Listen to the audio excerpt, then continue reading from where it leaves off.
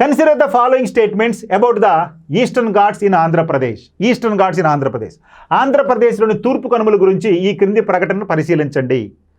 తూర్పు కనుమలు ఉన్నాయా ఆంధ్రప్రదేశ్లో? ఎస్, తూర్పు కనుమలు ఉన్నాయి. అయితే ఏంటో చూద్దాం. The Eastern Ghats are continuous and higher in elevation compared to the Western Ghats. Absolutely wrong. పశ్చిమ కనుమలతో పోలిస్తే తూర్పు కనుమలు నిరంతరాయంగా మరియు ఎత్తులో ఎక్కువగా ఉంటాయి. అసలుకి నిరంతరంగా ఉండవు, ఎత్తు ఎక్కువ ఉండవు పశ్చిమ కనుమలతో పోల్చుకుంటే. కాబట్టి ఇది కాదు.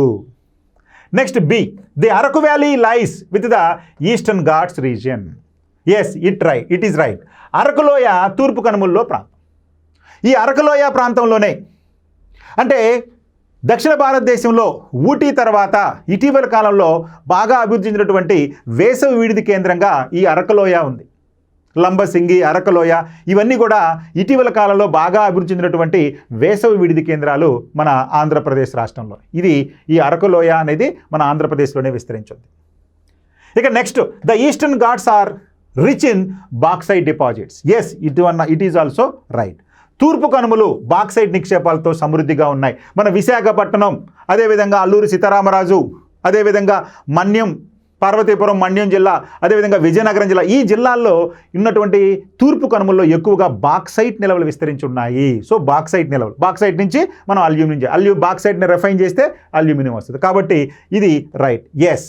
సో ఇక్కడ ఏ ఆప్షన్ అనేది తప్పు, బీసీ అనేది రెండు కరెక్ట్. మరి చూడండి, ఇక్కడ మీరు ఈ పటం చూస్తే తెలుస్తుంది. తూర్పు కనుమలు ఈ విధంగా ఒరిస్సా రాష్ట్రం నుంచి మనకి విస్తరించి ఉంటాయి. అయితే అక్కడక్కడ గ్యాపులు, విరామాలు ఉంటాయి కాబట్టి నిరాఘాటంగా పశ్చిమ కనుమల్లాగా విస్తరించలేవు. మరి తూర్పు కనుమల్లో ఎత్తైన తీసుకుంటే కనుక జిందగడ, తూర్పు కనుమల్లో ఎత్తైన శిఖరం జిందగడ అనేటువంటి శిఖరం.